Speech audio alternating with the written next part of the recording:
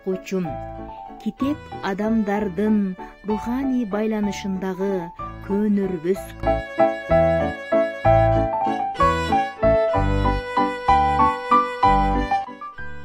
ата-бабаларыбыз бизге мурас калтырган тилибиздин өмүрү түбөлүктүү. Мына ошол мурасты аз